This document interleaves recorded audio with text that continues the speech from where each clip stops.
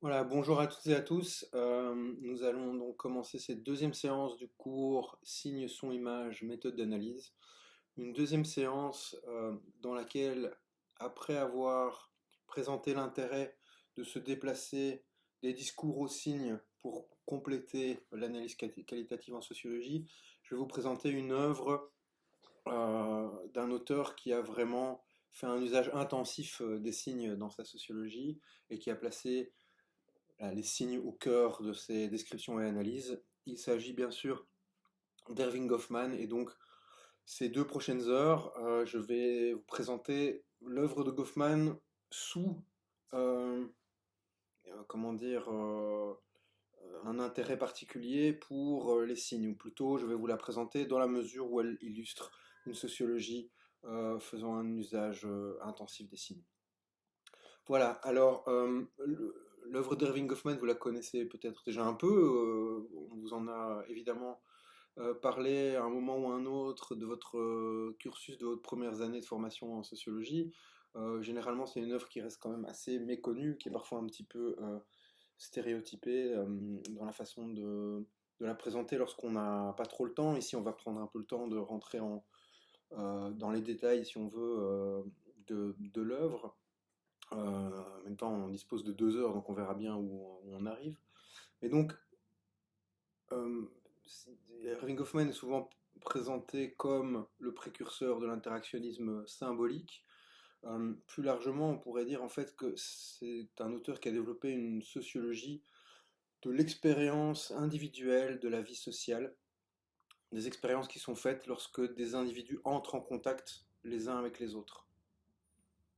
Hein, le processus clé qui l'intéresse, c'est celui que Georges Simmel a appelé sociation et qui est donc celui de l'entrée en société. Hein. C'est ces situations par laquelle j'entre en société, par laquelle je rejoins un groupe déjà formé, je me joins à un rassemblement, à une assemblée par exemple, à une réunion, ou ces rencontres par lesquelles je me retrouve nez à nez, en face à face avec quelqu'un d'autre à l'occasion d'un rendez-vous par exemple, un rendez-vous professionnel, un rendez-vous galant, un rendez-vous familial, que sais-je. Ah, donc ce sont ces processus par lesquels un individu en vient à se joindre à d'autres individus, entre en contact avec d'autres individus.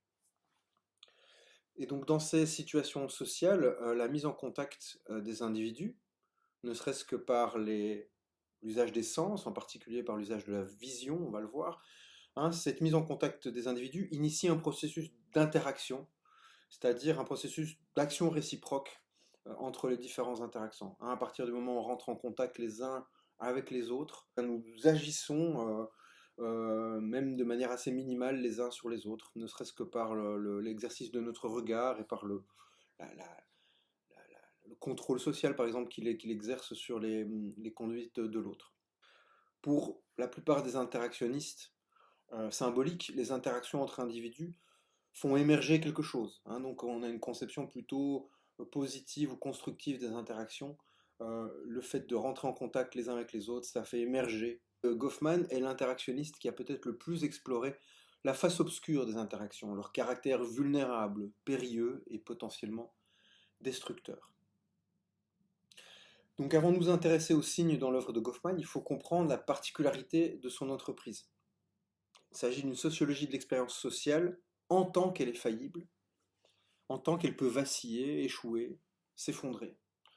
Et parfois, avec l'expérience sociale, ce qui s'effondre aussi, ça peut être les individus ou les personnes.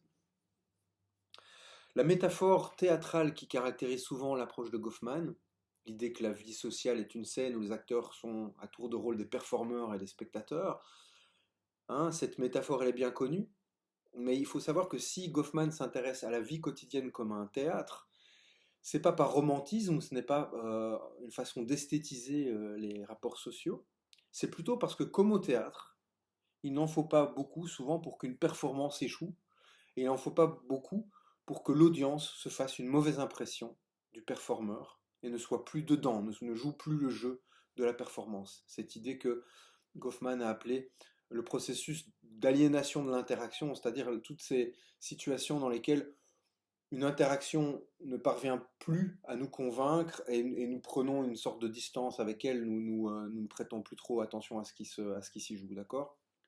Et d'ailleurs, Goffman dit qu'il suffit parfois d'une seule fausse note, hein, pour que la performance entière soit compromise, hein, pour que les impressions de l'audience concernant cette performance ne tiennent plus.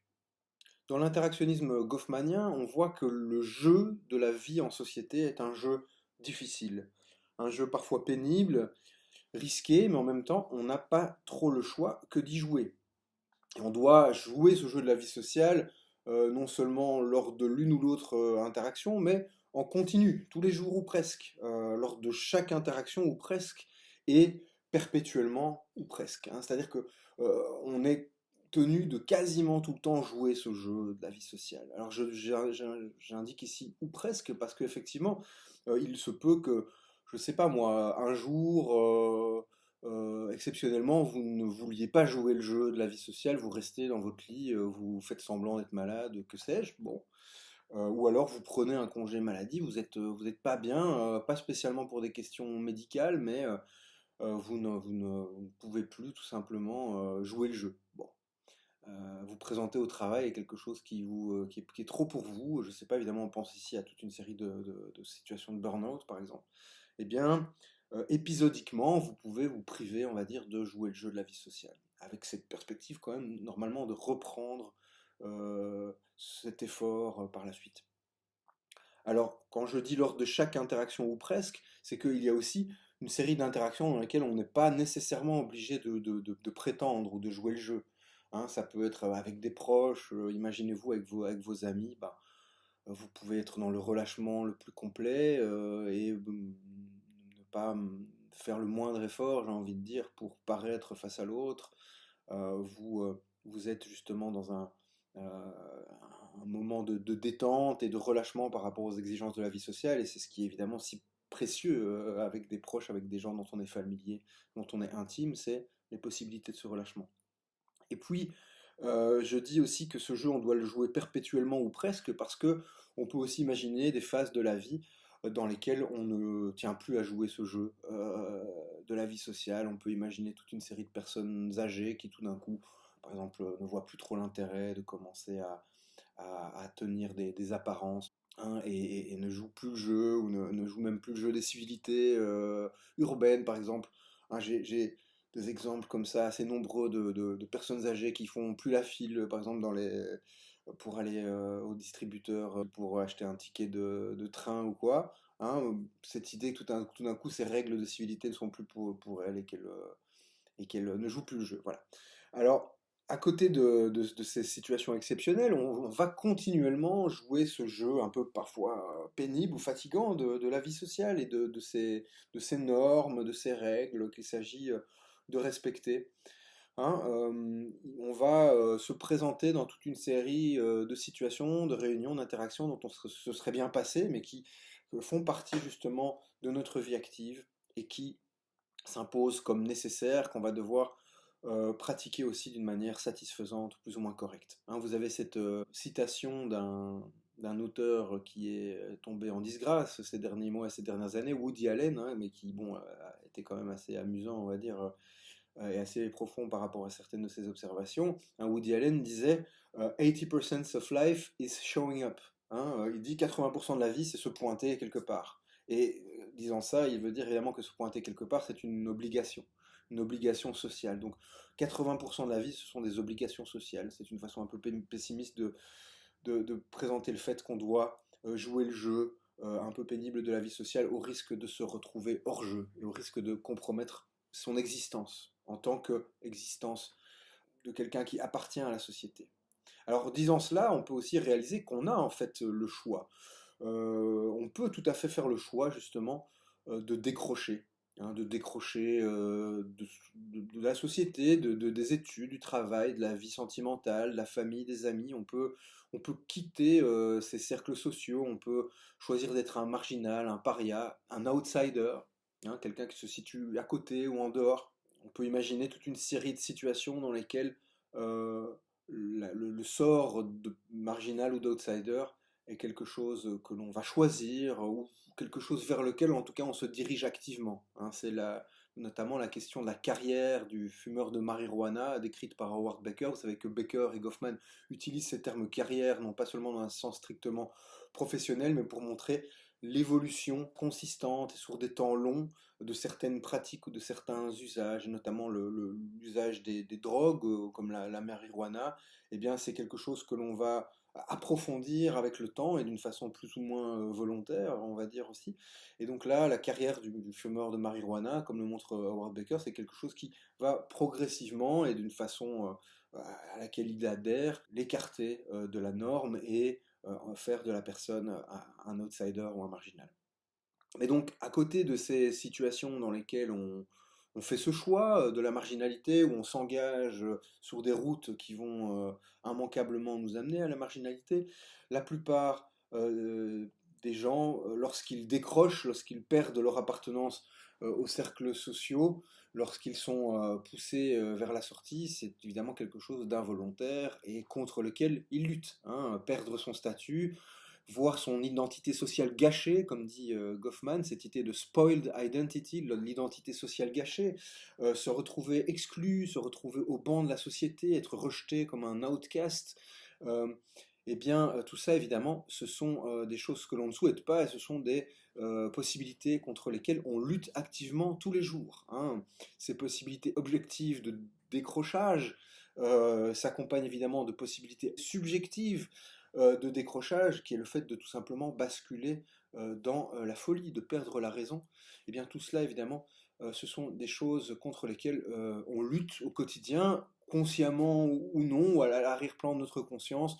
On joue ce jeu de la vie sociale pour éviter de complètement décrocher et de complètement basculer dans quelque chose de très obscur. Et c'est quelque chose qui est à l'arrière-plan aussi de la sociologie de Goffman. Hein. On peut même penser que c'était pour lui une hantise personnelle que cette possibilité de la déchéance sociale et de la folie. Alors une formule caractérise bien le pessimisme sociologique d'Erving Goffman par rapport à ce jeu de la vie sociale, cette idée que les acteurs se classent pour lui en deux catégories, les discrédités et les discréditables. Hein, soit nous sommes déjà discrédités, soit nous sommes déjà out, nous sommes déjà considérés par les autres comme des outsiders, comme des outcasts, soit nous le sommes en puissance, c'est-à-dire que nous pouvons le devenir à tout moment. Hein, soit nous sommes discrédités, soit nous sommes discréditables. Nous pourrions l'être si nous ne nous conformons pas à ce jeu de la vie sociale et au fait d'apparaître comme un acteur social suffisamment compétent dans nos interactions. Hein, c'est cette hyper-conscience d'être discréditable à tout moment presque qui guide l'acteur goffmanien dans ses faits et gestes. Un acteur particulièrement alerte et vigilant par rapport à ce qu'exige sa survie sociale.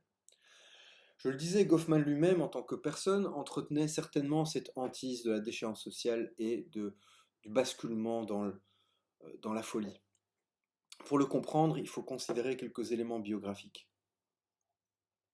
À la fin des années 50, alors qu'il finit sa thèse de doctorat et commence à rédiger ses premiers livres, la femme d'Erving Goffman, qui s'appelait Skye Goffman, développe une condition de maniaco-dépressive qui l'amène à être interné à plusieurs reprises dans des hôpitaux psychiatriques. C'est vraisemblablement d'ailleurs dans ce contexte que Goffman va mener l'enquête ethnographique qui va donner lieu au livre Asile qui sort en 1961. Dans ce livre, il traite en effet de la situation des internés d'hôpitaux psychiatriques et du sort de déchets humains, c'est une expression un petit peu sinistre qu'il utilise, le sort de déchets humains qu'on réserve aux internés dans ces hôpitaux. Il va décrire les techniques de dépouillement, de dégradation et de mortification sociale que produit l'institution psychiatrique et son personnel. Alors, je ne vais pas développer cela parce que normalement vous avez entendu déjà parler de ce livre Asile, mais donc cette idée que lorsque une personne en vient à être internée, eh bien, la première chose qui se produit, c'est qu'elle se trouve dépouillée de ses biens, de ses propriétés, en termes de choses, d'objets dont elle disposait, de parures, de vêtements qui la singularisaient. Tout ça, on lui retire pour lui donner une tenue standard. Mais en même temps, la personne se trouve aussi dépouillée de propriétés euh, qui tiennent à sa personne, à son statut, à ses rôles, hein, son rôle de père, son rôle de haut fonctionnaire, imaginons, tout ça, ces rôles et statuts lui sont retirés pour que la personne se trouve réduite finalement à son rôle et son statut d'interné et de malade mental. Alors selon un auteur qui s'appelle Dimitri Chalin, qui écrit cela en 2013, le portrait lugubre, scandaleux même, que dresse Goffman de l'institution psychiatrique et de son personnel, une description qui sera d'ailleurs jugée excessive par beaucoup, eh bien, ce portrait tiendrait à l'expérience personnelle que Goffman en a eue en tant que conjoint d'une personne internée, en tant que personne donc, qui a été directement affectée par ces pratiques. Cette expérience personnelle a non seulement conduit Goffman à critiquer très durement l'institution psychiatrique, mais aurait également entretenu chez lui une hantise de la question de l'aliénation, de la dégradation de l'identité et de la possibilité du discrédit.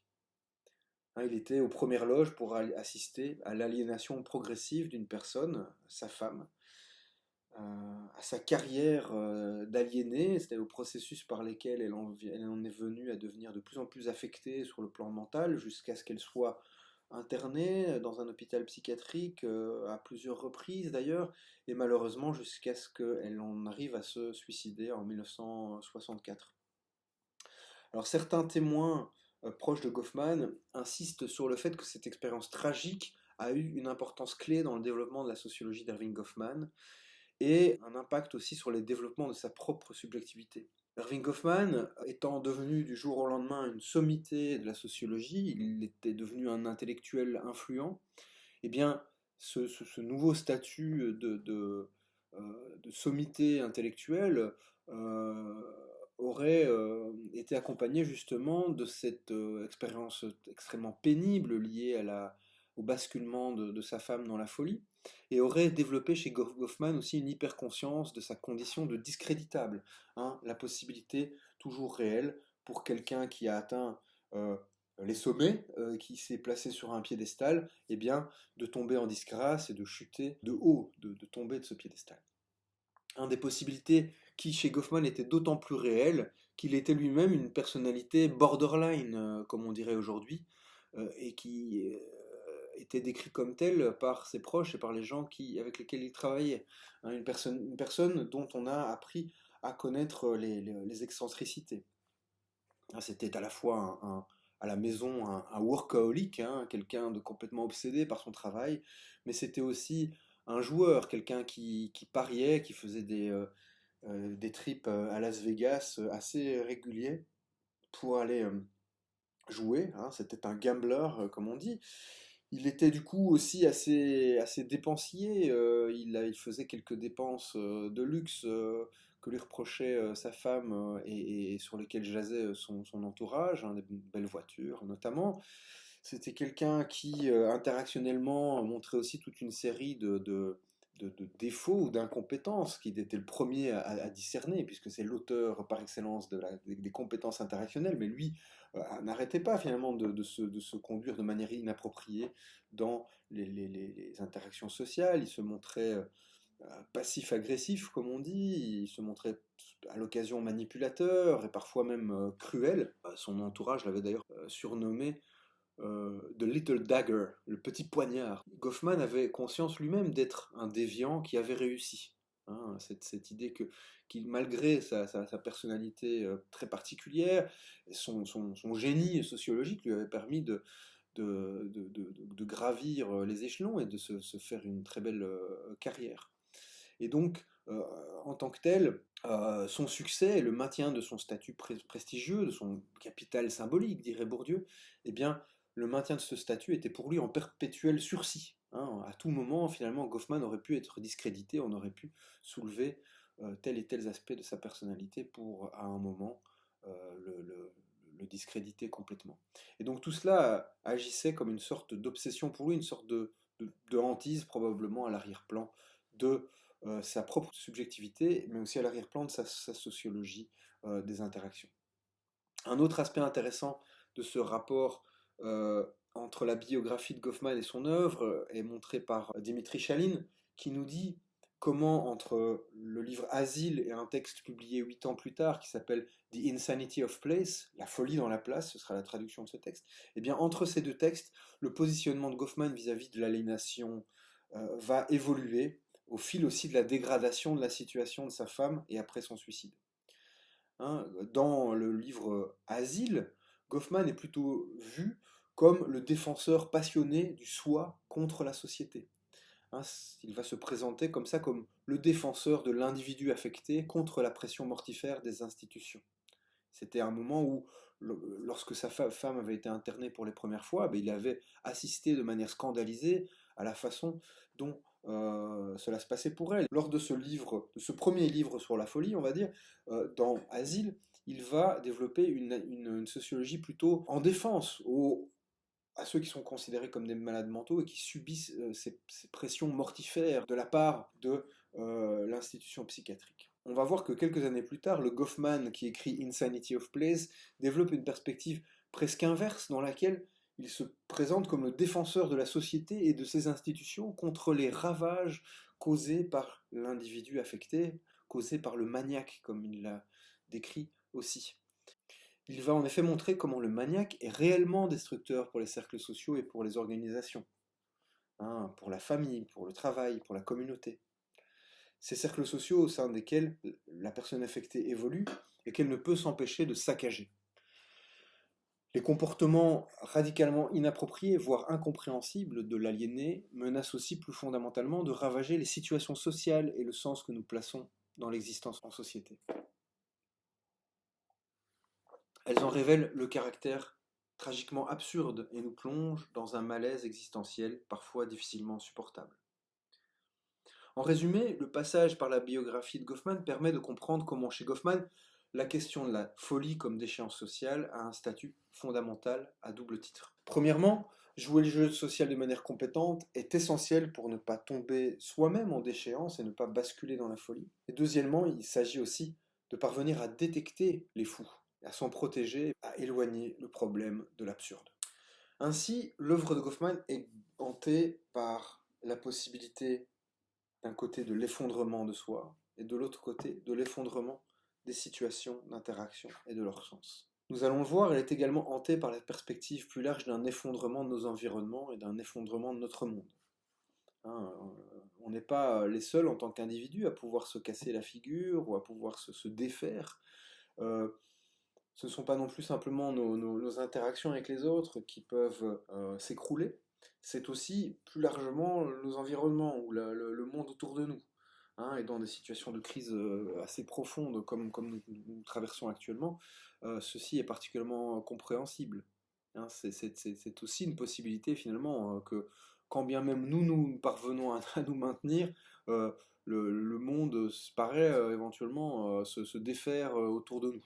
Ce préambule donné ici autour de l'œuvre de Goffman, un préambule pas très gai, je l'admets, est nécessaire pour bien comprendre la question des signes dans l'analyse goffmanienne des interactions. C'est en effet parce que l'individu se présente comme particulièrement vulnérable et exposé qu'il a intérêt à se montrer alerte, à l'affût, et qu'il a intérêt à maîtriser les signes de la vie sociale. Les signes sont pour lui les prises dont dispose l'individu pour évoluer dans le monde social de la manière la plus assurée possible et pour éviter les écueils et les pièges. On peut dire que chez Goffman, la compétence sociale est une compétence sémiotique, c'est-à-dire un savoir-faire dans la production, la canalisation, l'interprétation et la gestion des signes.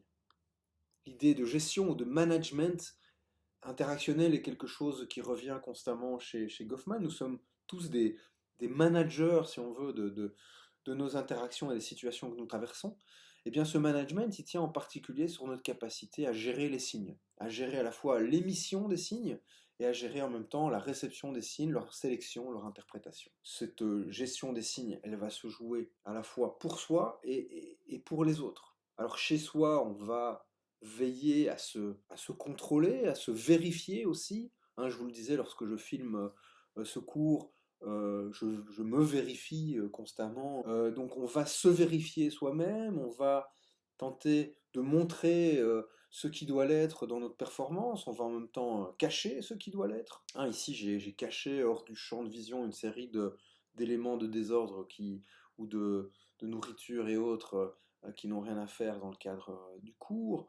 On va tenter de rendre invisible ce qui pourrait être visible et en tant que tel dérangeant. On va aussi parfois essayer de rendre visible l'invisible. Par exemple, je sais pas, je pourrais revenir sur toute la situation que je traverse actuellement, sur les difficultés et les efforts particuliers que je fais à écrire ces cours. Ce serait une façon finalement de ramener à l'avant-plan la cuisine interne pour que vous puissiez me plaindre et voir combien tout ça est compliqué. Cette question d'à la fois rendre invisible le visible et rendre visible l'invisible est quelque chose qui est au centre de cette gestion, de ce management des signes que l'on mène à notre propos. Mais on va aussi gérer et contrôler les flux de signes produits par autrui. Hein, chez les autres, on va évidemment constamment vérifier leurs propos, leurs faits et gestes, les signes qu'ils produisent sur eux-mêmes. On va tenter de repérer des signes problématiques, de détecter des indices, et on va inférer évidemment à partir de ces signes toute une série de choses. On va parfois aussi essayer de percer l'armure symbolique chez les autres, hein, le fait que ceci se présente une façade positive et qui peut cacher parfois des choses importantes, des informations qui ont leur sens pour nous. Donc c'est un jeu continu, incessant et fatigant aussi que ce management interactionnel. C'est un jeu incessant et qui parfois va pouvoir lui-même paraître un peu absurde, hein, tant il est finalement impossible de maintenir cette vigilance en permanence et de ne rien laisser percer. On peut faire une analogie, si on veut, avec la situation sanitaire actuelle. Vous pouvez faire tout ce que vous voulez pour mettre un masque et être extrêmement vigilant. Il est presque impossible de rendre vos environnements complètement hermétiques au virus. Hein, on va toujours bien avoir la possibilité d'avoir une trace ici ou là, de ne pas avoir fait attention à tel objet qu'on a saisi, etc. Donc il y a quelque chose d'un petit peu absurde, si on veut, dans ce projet que l'on a de rendre nos environnements hermétiques. Eh bien, au niveau de la gestion des signes, c'est un petit peu la même chose. On va toujours, à un moment ou à un autre, laisser transparaître quelque chose qu'on aurait cherché à contrôler, et on va avoir comme ça toute une série d'aspects ingouvernables, nous dit Goffman, dans ces jeux interactionnels et dans ces qui sont aussi des jeux d'expression, c'est-à-dire des jeux où l'on exprime toute une série de choses, à la fois de manière volontaire, mais aussi de manière volontaire, des situations où on va exprimer ce que l'on cherche à dire ou à communiquer, mais où on va aussi exsuder, comme nous dit Goffman, transpirer toute une série de choses que l'autre va détecter et qui nous échappent un petit peu. Hein. Cette distinction entre le caractère contrôlable de l'interaction, de la production de signes, et son caractère incontrôlable ou ingouvernable, Goffman va, sur le plan de l'expression, faire la différence entre des expressions qui sont given et des expressions qui sont given off. Hein, to give et to give off va faire la distinction entre ce que l'on communique intentionnellement, volontairement, et ce que l'on communique de soi, involontairement, non intentionnellement. Alors, les expressions que l'on donne, hein, que l'on give, sont celles qui sont intentionnellement communiquées par le performeur. Ce sont celles qui s'inscrivent vraiment dans la performance qu'il essaie de donner et le message qu'il tente de faire passer. Mais cette dimension de l'expression intentionnelle va être vérifiée par l'auditeur-spectateur à travers un autre type d'information.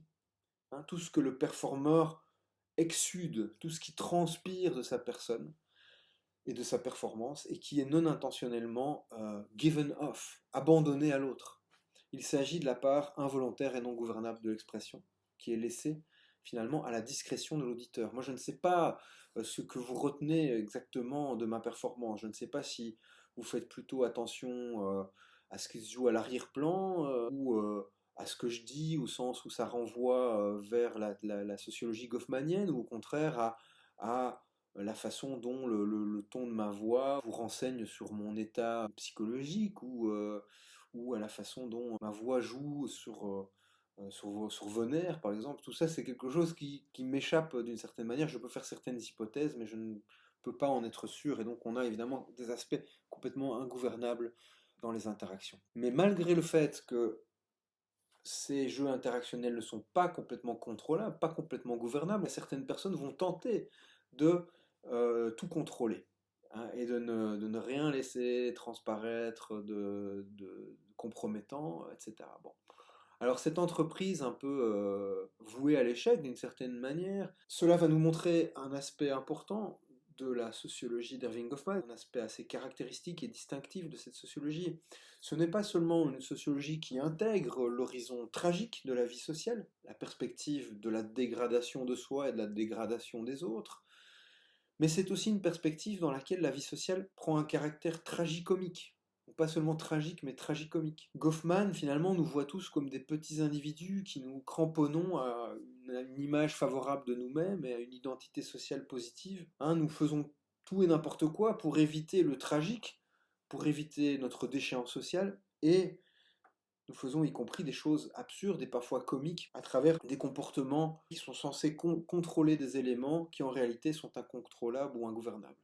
Hein, on peut de nouveau, excusez les références à Woody Allen, dans les films de Woody Allen, ben, ce personnage un peu obsédé par lui-même et par son image va comme ça essayer de contrôler toute une série d'aspects des situations et en essayant finalement de récupérer les situations, il va en fait les empirer. Hein, j'ai comme ça une scène qui me vient où euh, il est tellement nerveux qu'il fait tomber un verre, imaginons, ou un vase, et en essayant de récupérer ce vase, en fait, il va faire euh, tomber toute une série de choses, tout autour de lui dans l'appartement va s'écrouler.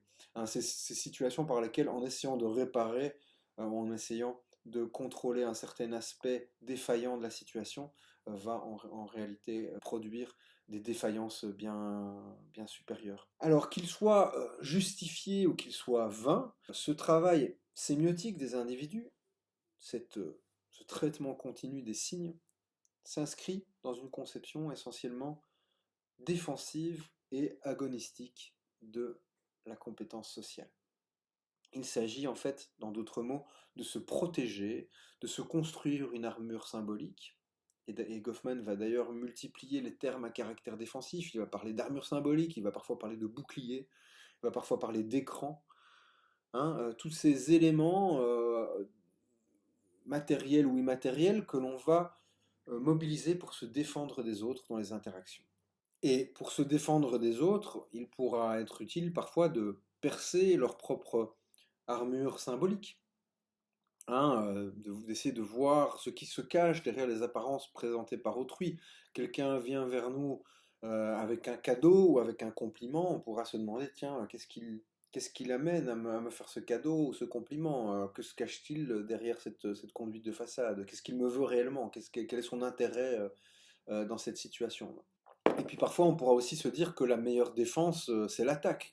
Pour pouvoir se prémunir soi-même, pour pouvoir se défendre soi-même, il faut parfois pouvoir euh, enquêter sur les autres ou essayer de dévoiler certaines réalités que les autres tentent de nous dissimuler. Le jeu social doit ainsi se comprendre pas uniquement sous la métaphore théâtrale, mais également sous une acception qu'on dira agonistique. L'un des termes grecs pour jeu est d'ailleurs agone, hein, qui est un terme agone qui vaut également pour combat et pour compétition. Donc, la vie sociale, ce n'est pas seulement un jeu, ou en tout cas, si c'est un jeu, ça peut être un jeu dans lequel on s'affronte les uns les autres. Ce jeu ou ce jeu affrontement est mené à partir de ressources limitées que les joueurs détiennent de manière inégale, hein, des informations au sujet des uns et des autres qui sont révélées par des signes. L'interaction va alors se présenter comme un jeu d'information, un information game, nous dit Goffman, et à ce titre aussi comme un jeu de stratégie. On va développer de l'information au sujet de l'autre en supposant qu'il en fait de même de son côté à notre rencontre. On va produire de manière contrôlée des informations sur soi. On va tenter de dissimuler certaines informations. On va peut-être parfois aussi tenter de produire de fausses informations à notre sujet pour induire l'autre en erreur. Alors cet information game et ce jeu stratégique que peut devenir une séquence d'interaction est bien compris par les sociologues, mais elle est aussi de plus en plus par des firmes et en particulier des sociétés qui sont actives sur Internet. Alors je lisais l'autre jour sur LinkedIn, je cite, 14 personnes ont vu votre profil, restez anonyme et découvrez qui a vu votre profil avec notre formule premium. LinkedIn ici nous propose de nous vendre une information relative à ceux qui cherchent de l'information sur nous, mais en nous permettant de ne pas révéler à ces personnes que nous cherchons à être informés du fait qu'ils s'informent sur nous. Hein, c'est l'idée d'anonymat que nous propose LinkedIn. Donc la firme LinkedIn fait l'hypothèse très juste qu'il y a un marché à développer autour de ces jeux d'information qui structurent les relations sociales. LinkedIn développe sa stratégie économique sur base d'une compréhension de nos stratégies interactionnelles ordinaires. Donc dans ces conditions, on peut quand même se demander comment la vie sociale est-elle viable. En effet, connaissant son horizon tragique, voyant la logique défensive et agonistique qui sous-tend la vie sociale, elle peut sembler particulièrement exténuante et impraticable. Hein, si on est constamment sur la défensive en train de se surveiller les uns les autres et qu'on est pris dans un rapport de lutte les uns avec les autres à travers nos interactions, tout ça peut sembler particulièrement impraticable à terme. Et on voit aujourd'hui d'ailleurs dans la situation actuelle, on peut se demander combien de temps il va être possible de tenir ces rapports sociaux qui sont fondés euh, sur la peur, sur la méfiance vis-à-vis de l'autre et de ce qu'il pourrait nous communiquer comme virus. Hein, on a une possibilité de transformation des interactions en public sur un mode qui est peut-être ingérable à terme. Je ne l'espère pas bien évidemment, et j'espère que tout revienne d'une certaine façon à la normale, mais ce sera intéressant aussi de voir comment ce retour à la normale va pouvoir se faire, à travers quelle durée, à travers quelle modalité on va progressivement se réaligner sur euh, des relations en public euh, telles que nous les connaissions avant. Alors, si la vie sociale en temps normal, j'ai envie de dire, hein, en imaginant la crise actuelle ne correspondent pas à ces temps normaux, mais en temps normal, si déjà la vie sociale peut paraître exténuante ou parfois impraticable, eh bien la plupart du temps, on remarque qu'on s'en sort quand même de manière satisfaisante et sans devoir fournir des efforts considérables. Si c'est le cas, c'est parce qu'on recourt à toute une série de mécanismes et de signes qui limitent la dynamique de nos interprétations, qui vont atténuer notre vigilance vis-à-vis des autres, vis-à-vis du monde ou vis-à-vis de nous-mêmes, et qui nous empêchent d'être continuellement aux aguets, ce qui ne serait pas tenable sur le plan nerveux, ce qui nous empêche donc aussi de sombrer dans la paranoïa, c'est-à-dire de sombrer dans un comportement de relance constante des interprétations et des enquêtes que l'on mène sur le monde, sur autrui ou sur nous-mêmes. Ce mécanisme vital de réduction de la complexité est celui de la confiance, évidemment. Confiance que l'on accorde aux formes stables et reconnaissables de la vie sociale. Habitudes, routines, conventions, civilité, ordre, rituels, apparence normale, etc. Comme l'indique Goffman, la plupart du temps, on est tenu de s'économiser et d'accepter de bonne foi les autres et le monde tel qu'ils se présentent. On accepte la définition de la situation qui nous est proposée, sans davantage de suspicion. La plupart d'entre nous, lorsque nous avons affaire à des apparences normales en rue, dehors, dans une scène urbaine de la vie de tous les jours, eh bien on ne va pas chercher à s'inquiéter de ce qui pourrait se cacher derrière ces apparences normales, et on ne va pas commencer à développer une vigilance accrue vis-à-vis de notre environnement. On se réserve pour des situations qui présentent de réels signes d'alarme et dans lesquelles toute notre attention devra pouvoir être mobilisée. La différence entre ce qui mérite notre attention et ce à quoi on peut rester indifférent ou inattentif, c'est pas une différence qui est stable ou définitive. C'est une différence que l'on va tracer continuellement en fonction des expériences que l'on a et que l'on fait de cette distinction.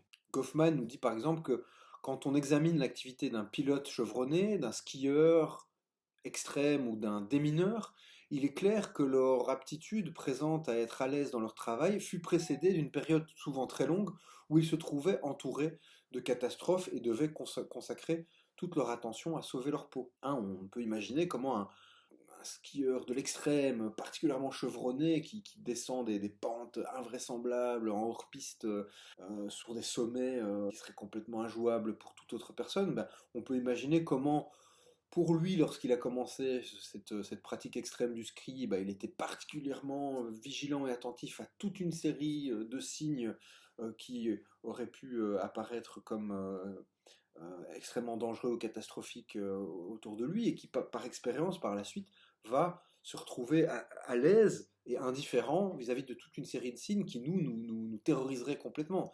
Et lui va se concentrer sur ces quelques signes ou ces quelques événements qui seront réellement dangereux étant donné sa compétence particulièrement développée de skieur. A l'inverse, une série de circonstances qui nous paraissaient parfaitement normales, qui nous paraissent aller de soi et auxquelles on était jusqu'ici indifférent, peuvent soudain apparaître sous un jour nouveau et inquiétant, en fonction de nouveaux événements qui vont nous faire voir des alarmes là où nous ne les voyions pas avant. Ça peut être le cas de traumas personnels, comme par exemple le fait pour une jeune fille de ne plus oser monter dans un bus, hein, ce qui est une activité qui allait de soi, une activité tout à fait ordinaire, de prendre les transports en commun. On peut imaginer qu'une jeune fille ne va plus oser le faire parce qu'elle y a subi un jour des attouchements. Ou bien on va pouvoir pointer des inquiétudes collectives nouvelles, comme le fait par exemple d'aller boire un verre à une terrasse de café au lendemain des attentats à Paris, ou le fait d'aller à un concert de rock au lendemain de ces mêmes attentats. Ben, aller boire un verre en terrasse ou aller à un concert de rock, qui étaient des activités que nous prenions pour aller de soi, et ben, au lendemain de ces attentats, tout d'un coup, ça devient des situations dans lesquelles on va être particulièrement alerte. Ou évidemment, aujourd'hui, avec la situation que l'on rencontre avec le coronavirus, le simple fait de se croiser de trop près dans la rue ou dans un magasin ne va plus de soi et au contraire apparaît particulièrement problématique. Cette distinction entre ce qui mérite notre vigilance et notre attention et ce qui va faire alarme à nos yeux et ces autres éléments qui peuvent rester à l'arrière-plan et auxquels on peut rester indifférent, que l'on peut ignorer, cette distinction, elle est mouvante, elle évolue en fonction des événements, en fonction de l'expérience que l'on en fait. De la même manière qu'on baisse généralement la garde vis-à-vis de notre environnement dans la vie publique, devant ses apparences normales, on doit aussi la plupart du temps baisser la garde dans les rencontres de face à face avec autrui et accepter de bonne foi ce qu'autrui nous présente comme définition de lui-même et comme définition de la situation à laquelle il participe. Là aussi, même si on va pouvoir, à l'occasion et même parfois assez souvent, nous montrer suspicieux vis-à-vis d'autrui, eh bien, la plupart du temps, quand même, on va accepter de bonne foi ce qu'il nous présente de lui-même.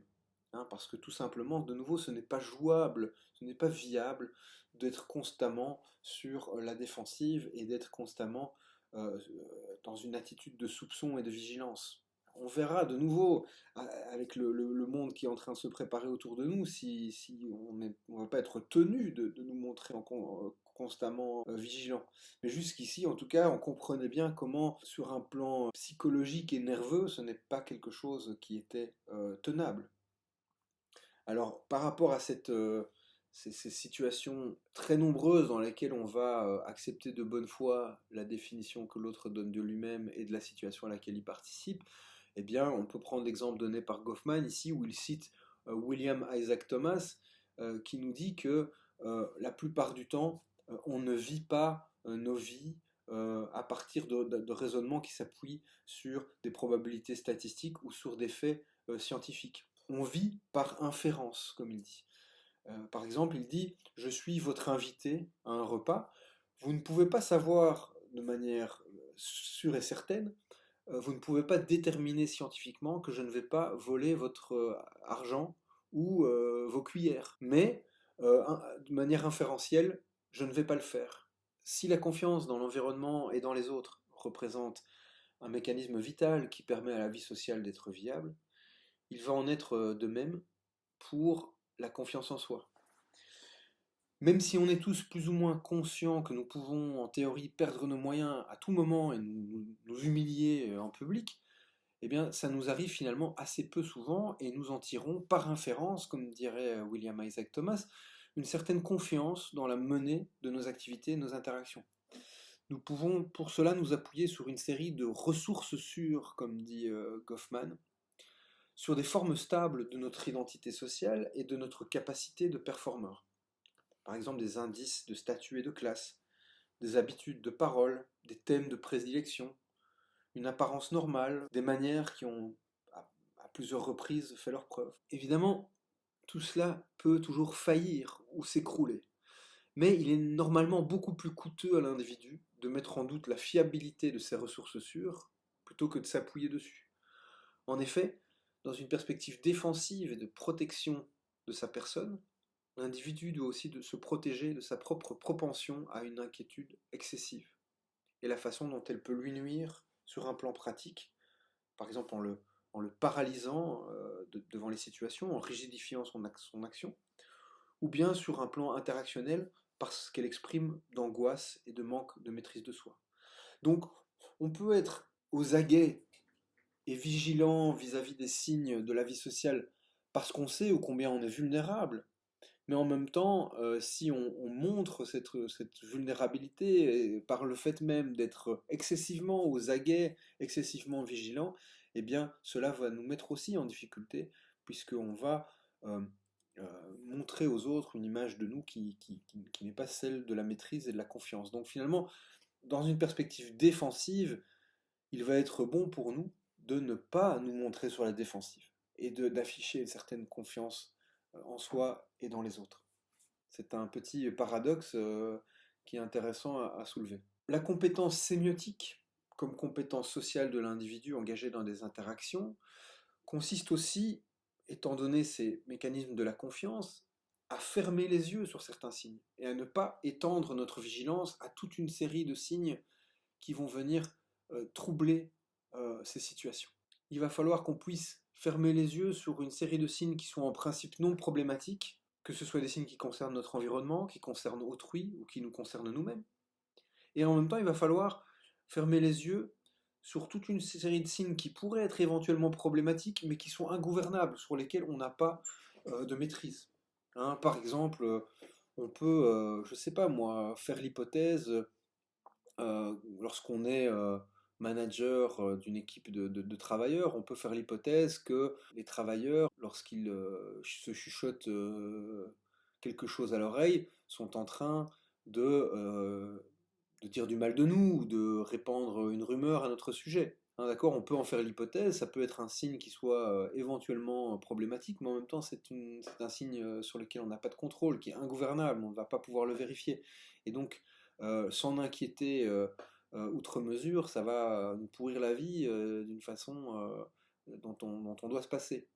Hein, c'est la même chose pour un performeur que peut être un professeur dans un auditoire. Ben, lorsque je donne un cours dans un grand auditoire, parfois euh, je, je peux me demander si sur vos écrans d'ordinateur il y a plutôt un document de traitement de texte où vous prenez des notes ou plutôt Facebook ou Twitter ou Instagram ou que sais-je.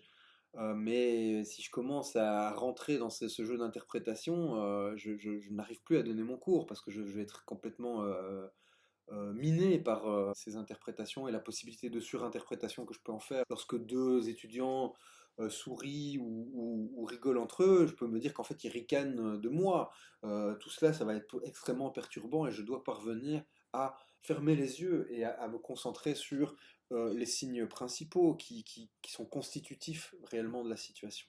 Alors ce nécessaire relâchement de la tension vis-à-vis de toute une série de signes, qui est aussi un relâchement de la tension nerveuse, la tension interactionnelle, eh bien ce relâchement de la tension devant les apparences normales, devant le caractère visiblement non problématique des interactions, nous permet de comprendre comment il est possible de tenir le coup et de parvenir à jouer le jeu de l'interaction sociale en situation. Hein, la vie sociale peut apparaître impraticable, mais étant donné que l'on s'appuie sur les mécanismes de la confiance et sur toute une série de formes stables et reconnaissables, eh bien, elle va quand même être relativement praticable, cette vie sociale. Évidemment, ce relatif relâchement que permettent les apparences normales des situations lorsqu'on est plongé dans des interactions doit pouvoir se prolonger par un relâchement bien plus important encore et bien plus reposant encore, qui tient à ces moments où l'on quitte la scène de la vie sociale et des interactions à enjeu pour se réfugier dans les coulisses, pour se réfugier backstage, comme le dit Goffman. Alors la métaphore théâtrale vaut ici aussi, où Goffman va faire une distinction entre les différentes régions des situations d'interaction. On a des régions, des front regions, des régions sur le devant de la scène, des front stage si on veut, et puis on a des coulisses, on a des régions backstage. Pour moi ici, le front stage, c'est tout ce qui se passe dans votre champ de vision et tout ce qui doit d'une manière ou d'une autre être contrôlé, managé, apprêté, de façon à créer un agencement correct et suffisamment stable pour rentrer dans le cadre d'un cours de sociologie. Tout ce qui se trouve en dehors du cadre, à partir de ce point-ci, euh, peut finalement euh, être complètement incorrect, complètement inapproprié, complètement impropre à la situation d'enseignement, puisque vous ne le percevez pas. Ah, donc cette distinction entre la front stage et le backstage va être utilisée par les acteurs évidemment pour parvenir à rendre la vie sociale praticable en prenant congé des interactions et en se réfugiant dans des zones et dans des régions qui ne sont pas contrôlées par le regard de l'autre. Alors cette différence entre front stage et backstage, on peut l'envisager par exemple pour des serveurs d'un grand restaurant de luxe, un restaurant étoilé, et bien on va évidemment avoir sur la scène principale ou la front stage des comportements de ces serveurs qui vont être particulièrement normés et formalisés. Donc les serveurs vont avoir une apparence impeccable, des manières impeccables, un langage particulièrement recherché et sophistiqué par rapport aux plats, aux vins, etc. Et puis le même serveur, lorsqu'il arrive en cuisine, va pouvoir relâcher son apparence et ses manières. Il va même pouvoir sortir, fumer une clope dehors et commencer à blaguer avec ses collègues, à se conduire de manière complètement informelle, à jurer, à cracher, à déconner, à faire des références sexuelles ou que sais-je, des choses complètement inappropriées dans des situations d'interaction entre un serveur et son client, en particulier évidemment dans le cadre d'un grand restaurant. Erving Goffman était lui-même connu pour le caractère très informel, très relâché, voire régressif, comme il le disait lui-même, de ses comportements backstage. Les gens qui ont connu Goffman, certains d'entre eux l'ont vu parfois dans des situations où lui peut-être n'imaginait pas être vu, hein, lorsqu'il allait faire ses courses ou lorsqu'il allait chercher son journal ou que sais-je, et ben c'était pas rare apparemment de le voir complètement débraillé en pyjama dans la rue ou presque. Donc quelqu'un qui avait comme ça une sorte de distinction extrêmement marquée entre ce que suppose une performance on stage, hein, sur le devant de la scène, et ce que permet un comportement backstage une fois qu'on a quitté la scène.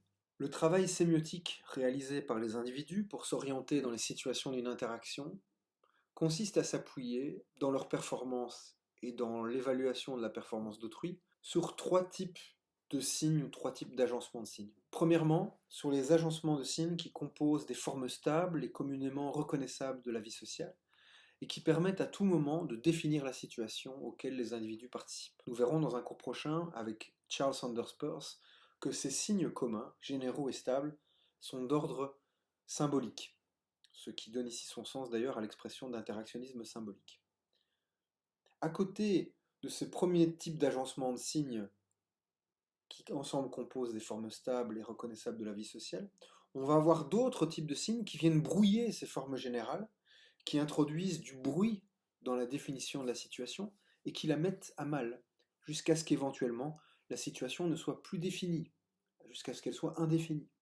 Et enfin, troisièmement, ce cas de figure de la situation indéfinie, du flottement, de l'embarras et du malaise qu'elle procure, appelle généralement les interactants à trouver ensemble une nouvelle définition, à donner une forme nouvelle à leur interaction. Pour reformer ou transformer leur interaction, ils s'appuient également sur des signes présents en situation. Autrement dit, dans ce travail sémiotique, dans ce travail de traitement des signes, on a affaire à des signes congruents et à des signes incongrus, à des signes consonants et à des signes dissonants. Alors quand je parle de signes congruents, je veux dire que il y a des signes qui fonctionnent ensemble, en accord les uns avec les autres, pour ensemble former un agencement stable et reconnaissable. Et à côté de ça, on a des signes incongrus, des signes qui vont fonctionner à l'encontre ou contre ces formes stables. Dans ce que je suis en train de faire ici, on a toute une série de signes qui travaillent ensemble pour produire la forme cours de sociologie et qui fonctionnent ensemble, qui coproduisent, j'ai envie de dire, la forme cours de sociologie. Il y a le fait que je m'appuie sur des contenus qui sont bien de la sociologie, j'essaie d'avoir un phrasé qui est celui qui sied à la performance d'un cours de sociologie, j'essaie d'avoir une apparence qui marque un relatif maintien de soi, j'essaie d'élaborer mon propos, je m'appuie sur un environnement qui est relativement sérieux, qui est celui de mon bureau. Donc tous ces signes collaborent, si on veut, pour établir la forme cours de sociologie. Et contre ces signes congruents, hein, on va avoir des signes incongrus qui vont, eux, venir introduire du bruit, qui vont venir déstabiliser cette forme. Et ça va être, par exemple, les hésitations dans ma prise de parole. Ça va être, je vais y revenir, mais l'apparition de ma petite fille à l'écran, comme c'était le cas la semaine passée. Ça pourrait être toute une série d'incongruités qui pourraient se présenter. Comme par exemple, voilà, si vous voyez ici, vous avez, je sais pas, les baskets de ma femme. Bon, voilà, c'est peut-être pas nécessairement des éléments qui fonctionnent positivement dans l'agencement de la forme au cours de sociologie. Ce sont plutôt des éléments qui viennent un petit peu introduire un peu de bruit, et j'aurais d'ailleurs dû les ranger. Voilà, vous comprenez cette différence entre signe congruent et signe incongru, mais j'ai dit qu'il y avait un troisième type de signe. Il n'y a pas seulement des agencements de signes qui fonctionnent ensemble pour créer des formes stables, il n'y a pas seulement des signes perturbateurs qui viennent brouiller ces formes stables, on va aussi avoir des signes qui vont nous permettre de rétablir de nouvelles formes ou d'imaginer de nouvelles formes. Et pour cela, il faut introduire une distinction non pas à deux termes, mais à trois termes. On n'a pas seulement des signes congruents versus des signes incongrus, on n'a pas seulement des signes consonants versus des signes dissonants. On va essayer de réfléchir à trois types de signes. Premièrement, des signes qu'on pourrait dire configurants. Deuxièmement, des signes défigurants, des signes qui vont brouiller ou casser cette configuration. Et troisièmement, des signes qu'on pourrait dire reconfigurants, des signes à partir desquels on va reconstruire une configuration qui aurait été défaite. Une autre façon de le dire, c'est qu'on aurait premièrement des signes de formation ou de formatage qui vont ensemble composer une forme. Deuxièmement, des signes de difformité ou de déformation. Et troisièmement, des signes de transformation, de reformation, de reformatage de l'interaction. Vous comprenez ces trois processus auxquels on va pouvoir attribuer trois types de signes. Formation, déformation ou difformité, et reformation ou transformation. D'accord? Eh bien, ce sont des processus qui vont être importants dans l'analyse goffmanienne des situations, et ça va aussi nous donner la possibilité d'identifier des régimes de signes ou des types de signes spécifiques. Par ailleurs, pour compliquer un peu les choses, ces différents types de signes qui interviennent dans la dynamique de définition, de redéfinition des situations, peuvent porter sur des plans différents des situations.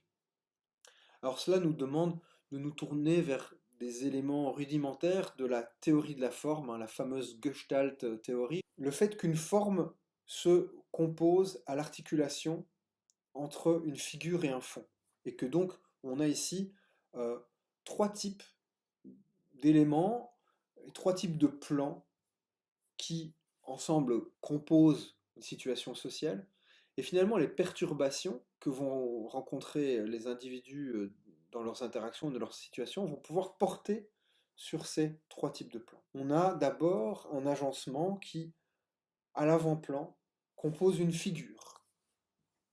On a ensuite un agencement qui, à l'arrière-plan, constitue un fond. Et puis on a une organisation de ces agencements l'un par rapport à l'autre, une organisation des rapports entre figure et fond qui va composer la forme.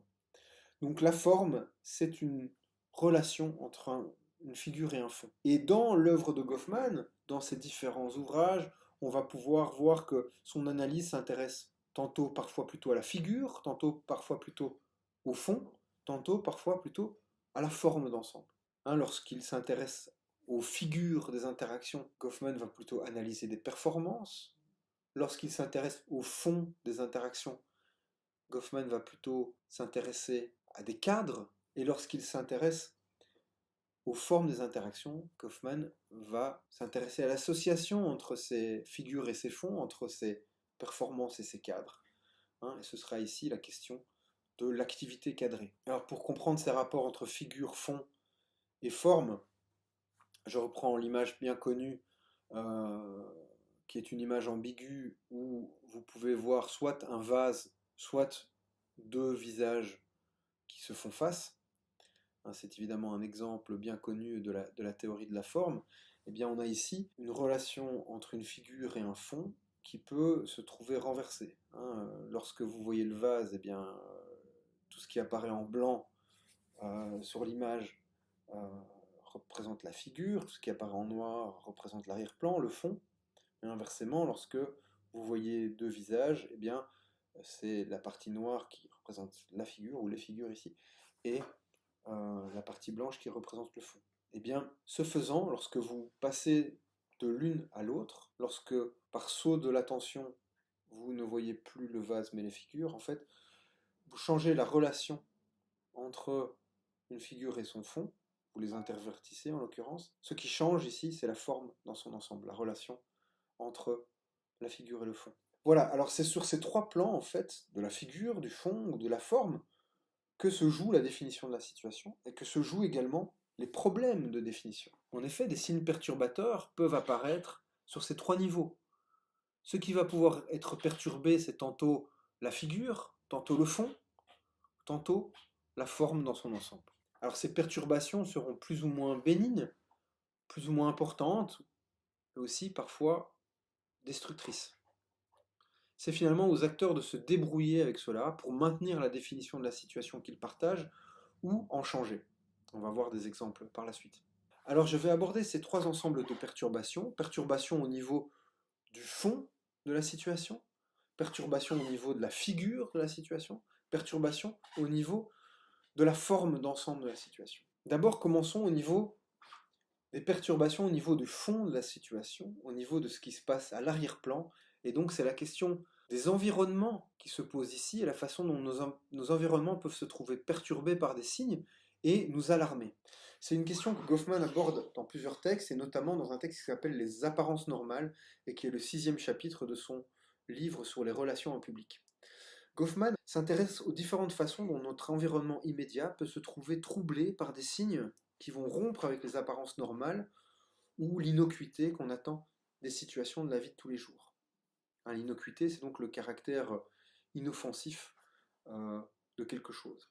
Et bien effectivement, nos environnements de la vie de tous les jours se caractérisent normalement par leur innocuité, par le fait qu'il y règne des apparences normales et inoffensives. Hein. On s'engage normalement, j'ai envie de dire, en toute confiance dans dans l'espace urbain d'une ville qui n'est pas en guerre ou qui n'est pas sous pandémie de coronavirus. Goffman nous dit que ces apparences normales, des situations de la vie publique notamment, demandent justement que concourent toute une série de signes congruents qui composent ces apparences normales et qui établissent des formes stables de la vie publique. Et qu'à côté de ces signes congruents, eh bien, on va avoir ces fameux signes incongrus qui vont rompre avec les apparences normales ou qui vont rompre avec l'innocuité des environnements qui tout d'un coup vont faire apparaître la question du risque, du danger, ou tout simplement la question de l'anormalité des situations. Et ces signes, il va les appeler des alarmes. Pour revenir à ce que nous proposions plus haut, les alarmes sont des signes qui vont introduire une anomalie dans les apparences normales, un élément qui va perturber ou déstabiliser une configuration de signes reconnaissables. Alors un exemple qui parlera à celles et ceux qui se sont déjà fait cambrioler, eh bien c'est évidemment le sentiment très particulier en rentrant chez soi de ne pas retrouver son appartement comme on l'a laissé. Quelque chose dans la configuration d'ensemble a été modifié et on peut ressentir cette altération, cette modification de la configuration générale de nos objets. D'accord ? La configuration, tous ces signes congruents qui normalement composent l'apparence normale de notre chez nous, eh bien, elle a été défaite par un intrus qui a chipoté à gauche à droite, et les éléments qu'il a déplacés perturbent la configuration d'ensemble et nous alertent, nous alarment. D'accord ? Je pense que c'est un bon exemple de cette distinction entre signes congruents et signes incongrus et le rapport de perturbation de l'un à l'autre. Ces environnements dans lesquels peuvent se poser des alarmes ne sont pas seulement ceux de notre cadre de vie privé, pas seulement ce qui se passe dans notre appartement évidemment, mais aussi ceux de la vie publique. On aborde ici la question du sentiment de sécurité et des signes dont dépend ce sentiment de sécurité. Au contraire de ces signes incongrus, anormaux, qui vont provoquer un sentiment d'insécurité. Donc, exemple, parmi les agencements que forment les individus qui constituent le paysage humain de notre expérience urbaine de la vie de tous les jours, la plupart n'éveillent pas l'attention, en tout cas n'éveillent pas l'inquiétude. Quand vous vous baladez, vous voyez une foule d'individus qui circulent autour de vous. De nouveau, en temps normal, vous ne vous inquiétez pas trop, même de les croiser de près, etc. Certains peuvent être à l'arrêt, d'autres en mouvement, mais tout cela entre dans ce que l'on appellerait les apparences normales d'une ville animée. Certaines configurations vont par contre pouvoir apparaître problématiques ou faire naître une inquiétude. Par exemple, une situation dans laquelle vous seriez la seule personne en mouvement et où toutes les autres personnes dans votre champ de vision seraient à l'arrêt. On peut imaginer, il y a l'une ou l'autre rue à Bruxelles comme ça où vous avez énormément de gens, et en particulier d'hommes, qui occupent l'espace public à l'arrêt et où il y a finalement très peu de passants, très peu de gens qui circulent. Ça peut créer un inconfort particulier. À plus forte raison, peut-être si vous êtes une jeune femme, par exemple en jupe, et que vous circulez dans une rue où il n'y a que des hommes qui sont, eux, à l'arrêt et qui éventuellement vous regardent. Tout d'un coup, on a une scène urbaine qui n'est plus celle des apparences normales, celle de la fluidité, de la circulation, et de la façon dont nous figurons tous comme des individus plus ou moins interchangeables. Là, nous avons une scène urbaine où on a comme ça une espèce de position étrange entre une personne qui marche et qui circule et d'autres personnes qui sont à l'arrêt, et peut-être aussi une distinction entre une personne qui va être considérée comme performeur, celle qui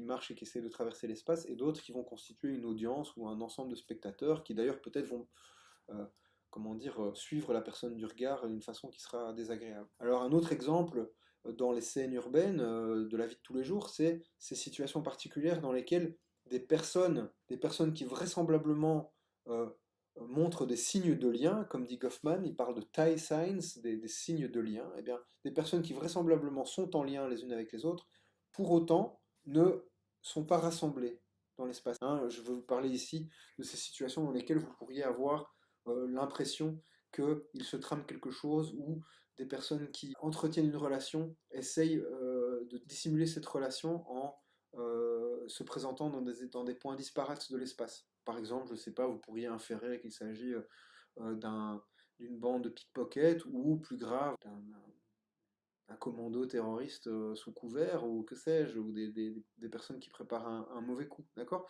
Donc des situations comme ça où il y a une contradiction entre des signes de lien évidents et la configuration spatiale que prend ce groupe qui, pour le coup, n'est pas regroupé, mais occupe des points différents d'espace. Tout cela, en fait, va intervenir sur notre perception de l'environnement et vont être des situations dans lesquelles les apparences normales vont faire défaut et vont pouvoir nous alarmer. Bien sûr, il faut aussi compter sur le fait que nos environnements sociaux, le paysage humain dont se composent les scènes urbaines de la vie de tous les jours, vont pouvoir se trouver troublés par l'apparition parmi un ensemble d'individus normaux d'un individu anormal ou présentant toute une série de comportements anormaux, inappropriés, particulièrement inappropriés, et qui vont faire naître ce que Goffman appelle la folie dans la place. Tout d'un coup, on a une situation dans laquelle les apparences normales s'écroulent et où on se retrouve face à face avec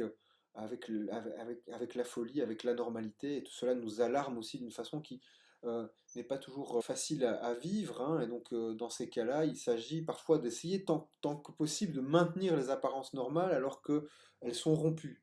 Ça, c'est quelque chose de très particulier.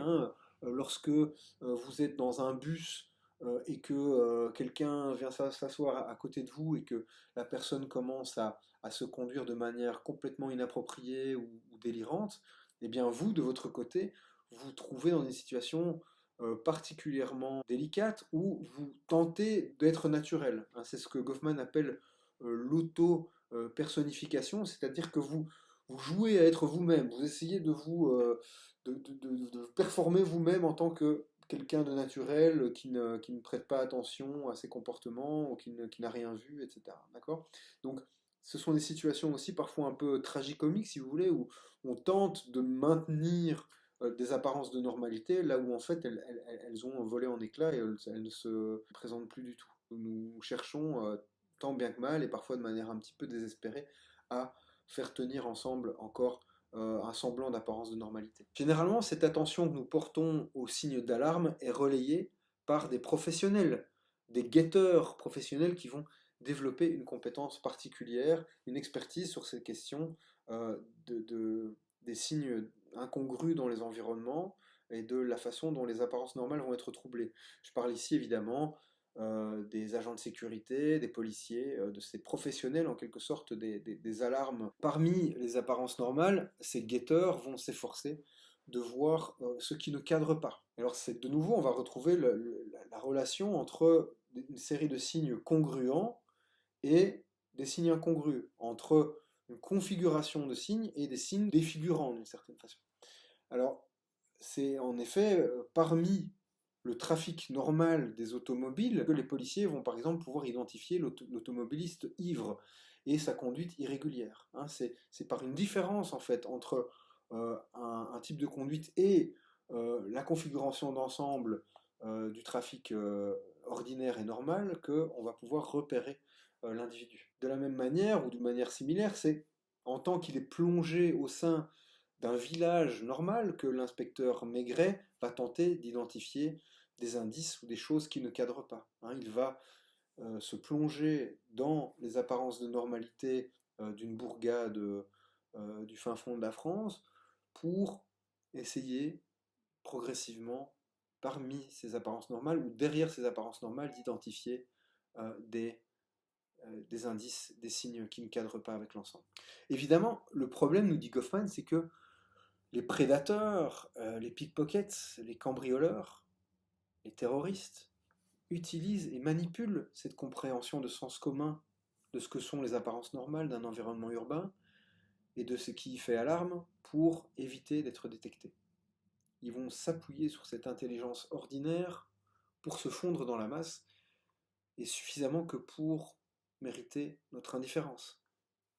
Alors on peut ici prendre l'exemple des attentats de Bruxelles de mars 2016, hein, où on a évidemment, comme dans la plupart des situations d'attentats qui réussissent, des individus qui parviennent à maintenir les apparences normales et qui parviennent à se fondre dans la masse, qui utilisent par la même occasion un matériel qui est un matériel normal, qui n'éveille pas l'attention, mais qui va être en l'occurrence mobilisé comme une arme de guerre, hein. Donc ici, en l'occurrence, on a les chariots de porte-bagages qui sont mis à disposition gracieusement par les aéroports et qui là sont utilisés pour transporter facilement les bombes et les amener au cœur de l'aéroport pour faire un maximum de dégâts.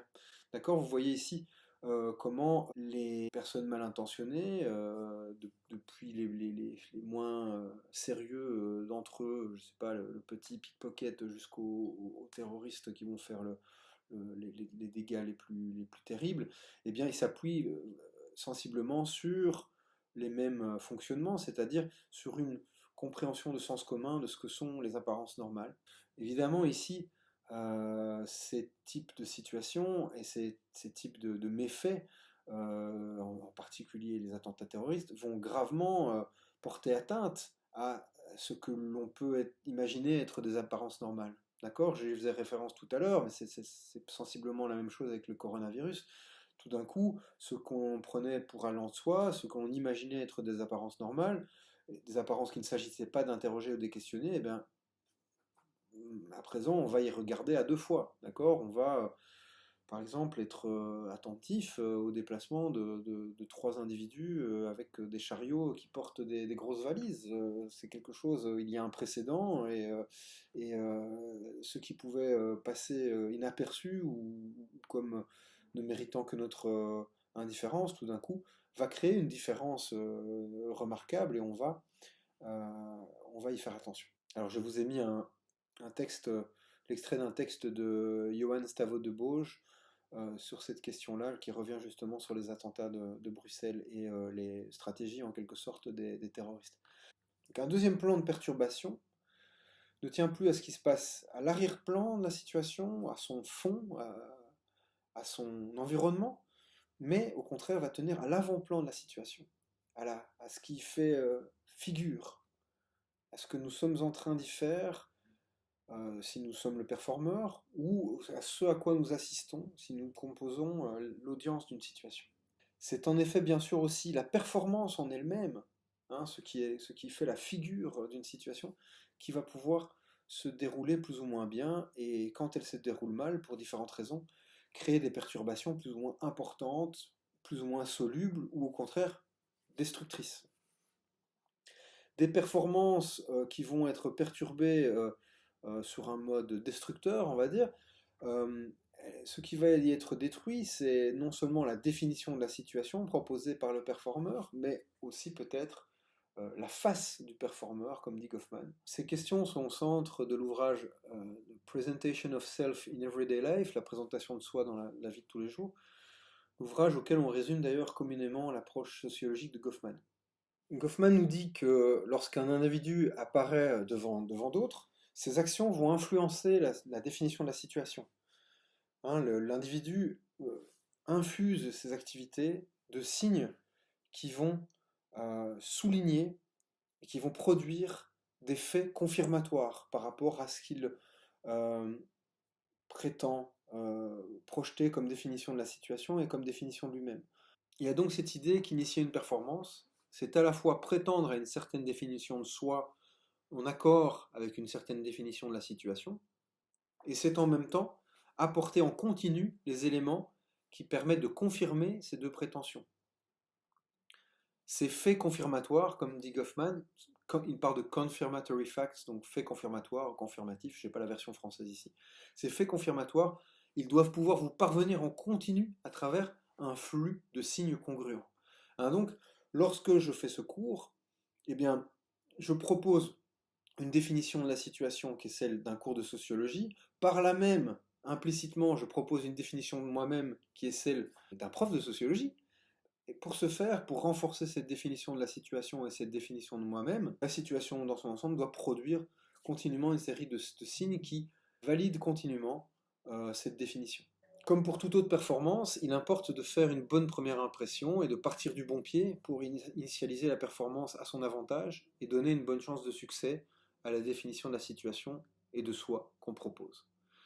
Mais partir du bon pied, faire bonne figure au début de l'interaction, aussi important que ce soit, c'est pas suffisant, il va falloir tenir la distance. Hein, donc c'est capital que les choses démarrent bien et que on puisse initialiser une situation en projetant une définition de la situation qui va être acceptée par les autres, mais après il va falloir maintenir cette définition de la situation en important continuellement les éléments qui vont dans le sens de cette définition et qui la confirment. Hein, et là on retrouve une autre formule de Goffman qui dit que être, c'est se maintenir. Hein, je ne peux pas juste compter sur mon statut officiel et objectif de professeur d'université pour maîtriser vos impressions que je suis bel et bien un professeur. Je dois réaliser, matérialiser ce statut en continu à travers des propos, des faits et gestes de professeur de sociologie. Hein, Goffman nous dit, un statut, c'est pas quelque chose que l'on possède, c'est une configuration de conduite appropriée. C'est un pattern of appropriate conduct. Je ne peux pas vraiment me permettre d'interrompre le flux des signes corrects, conformes et congruents avec l'idée que ceci est bien un cours et que je suis bien un prof. Si quelque chose rompait le fil trop longtemps ou introduisait une incongruité trop forte, la définition de la situation serait mise à mal, et moi avec. Évidemment, ici, je dispose d'une arme redoutable pour normaliser mon cours et rendre les signes que j'émets les plus congruents possibles. C'est évidemment le montage de la vidéo qui me permet de couper les incongruités avec lesquelles je ne pourrais pas composer. Donc il y a une série d'incongruités avec lesquelles je compose, hein, notamment les baskets qui traînent ici, j'avais pris ces éléments tout à l'heure, ce sont des incongruités avec lesquelles je peux composer et que j'intègre même dans ma performance. Si on veut, je vais revenir sur cette question d'intégration plus tard, mais il y a toute une série d'incongruités avec lesquelles je ne peux pas composer et que je coupe au montage. D'accord? Il y a une série de choses qui auraient pu se produire et qui auraient complètement mis à mal la définition de la situation, c'est-à-dire que ceci est un cours, et la définition de moi-même dans tout cela, c'est-à-dire que je suis bien un professeur légitime, euh, et ces signes-là, qui auraient pu se produire sous vos yeux, je les ai laissés soigneusement de côté, je les ai mis dans la corbeille. Voilà. Pour mener une performance satisfaisante ou réussie, le performeur doit parvenir à présenter la façade qui convient, ce que Goffman appelle le front. La façade ou le front représente, comme il dit, l'équipement expressif d'une performance. Et ce front se compose de trois choses. D'un décor, qu'il appelle aussi setting, et qui est la composante scénique de l'équipement expressif, de l'apparence personnelle du performeur, et de ses manières. Donc setting, apparence et manière. Et ces différentes dimensions de l'équipement expressif doivent s'accorder, être cohérentes entre elles, et produire des stimuli qui se combinent de manière congruente. Donc ces fameux signes congruents qui vont composer la performance réussie ou correcte, eh bien ça va être des signes qui vont se situer sur ces trois niveaux, des signes au niveau du setting, du décor, des signes au niveau des apparences et des signes au niveau des manières.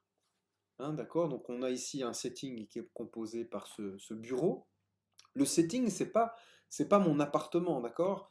C'est même pas l'ensemble de mon bureau, c'est tout ce que vous voyez de mon bureau et tout ce qui est pris dans le cadre, tout ce qui joue dans l'équipement expressif de la performance au niveau, en tant que décor matériel. Ceci se combine avec des apparences de relative normalité et avec des manières qui sont donc mes faits et gestes, mes propos, la manière dont je parle, dont je me comporte, dont j'arrive à me tenir. Alors bien entendu, une performance interactionnelle ne se limite pas toujours à être satisfaisante au sens où elle maîtrise suffisamment les impressions de l'audience que pour que celle-ci adhère simplement à la définition de la situation proposée. Une performance peut aussi viser et parfois parvenir à subjuguer l'audience et maîtriser tellement ses impressions que celle-ci est mystifiée par la performance. La définition de la situation proposée et la définition que le performeur propose de lui-même, à travers la combinaison décor, apparence et manière, s'en trouvent alors magnifiées. Ceux qui vont pousser le plus loin la performance et qui vont tenter de mystifier le plus possible leur audience se rendent aussi particulièrement vulnérables à des signes destructeurs qui pourraient apparaître dans leur performance et à des ruptures de représentation, comme dit Goffman. Il appelle ça des misrepresentations. Hein, donc, par exemple, toute personne qui prétend une certaine connaissance ou une certaine expertise sur un sujet, comme c'est mon cas ici peut-être sur des questions de sociologie, eh bien, toute personne qui revendique une certaine expertise va pouvoir afficher son expertise d'une manière plus ou moins modeste ou au contraire d'une façon qui va viser à en mettre plein la vue et donc à mystifier les autres et à, par la même occasion, les dominer. Hein, imaginez que vous vous présentez comme expert d'un sujet avec énormément de prétention et d'arrogance. Eh bien, si vous êtes mis à mal dans la situation, imaginons que c'est sur un plateau télé, vous êtes invité à titre d'expert, et bien si vous vous présentez comme un expert très prétentieux et que tout d'un coup ben, vous n'arrivez pas à répondre à une question ou bien un intervenant va soulever une erreur factuelle dans ce que vous dites, eh bien vous allez pouvoir complètement vous défaire et vous allez pouvoir tomber de votre piédestal d'une façon beaucoup plus compromettante et destructrice pour votre propre face et pour votre propre identité sociale que si vous aviez amené les choses de manière plus modeste au niveau de vos connaissances et de votre statut d'expert. On a une tension évidemment entre ces tentatives de mystification qui peuvent être tentantes du côté des performeurs et puis les risques de rupture de représentation, de misrepresentation qui sont d'autant plus destructeurs dans ce cas-là.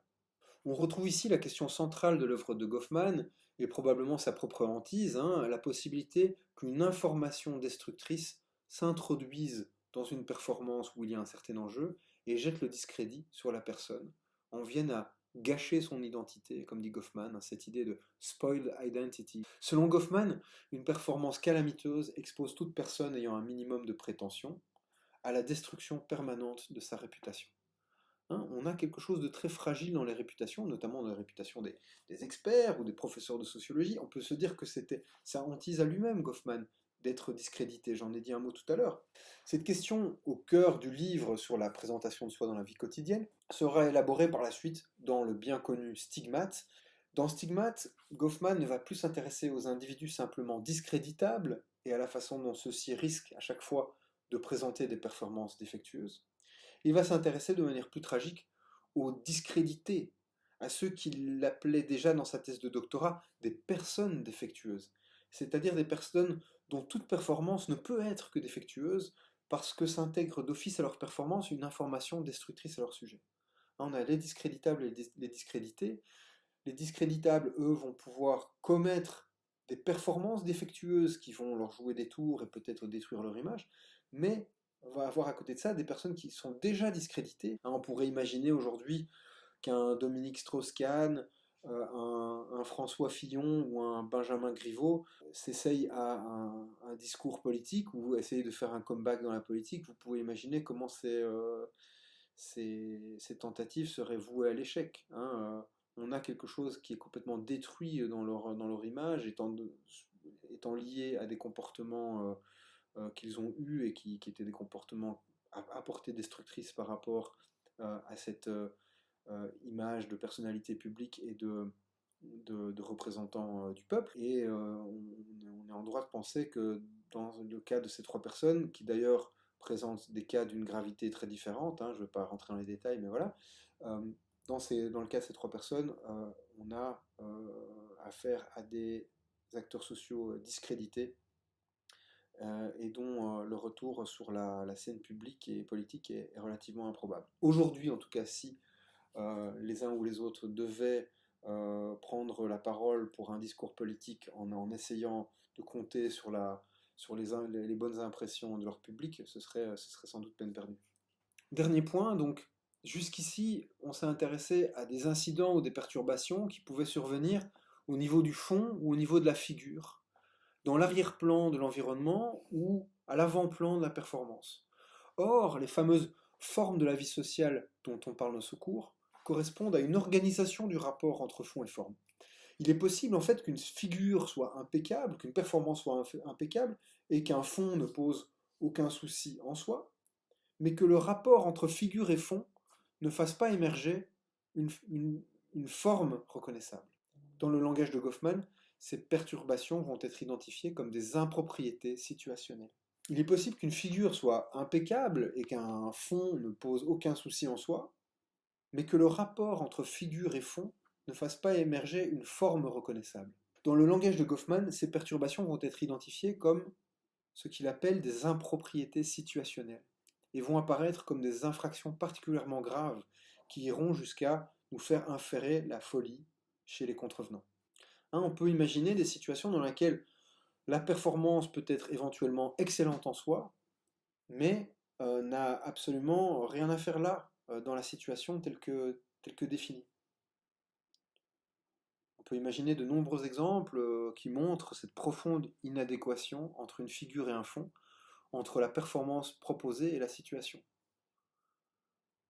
Imaginons, je peux par exemple faire une excellente interprétation de la chanson libérée, délivrée de la Reine des Neiges, mais même si je le fais de manière virtuose,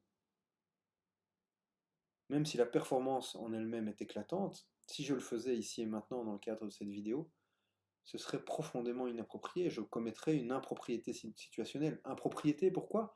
Parce que une propriété de la situation, c'est quelque chose qui lui appartient.